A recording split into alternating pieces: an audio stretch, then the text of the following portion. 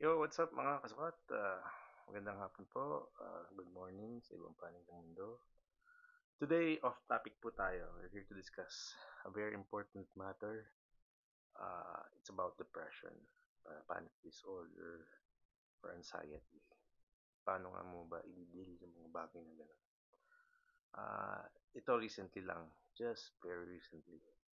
Paano mo madidetect kung kasamahan mo is having problem like that mentally? So, hindi natin alam, di ba? Importante sa bawat pagkipag-deal natin sa tao to always give them the benefit of the doubt.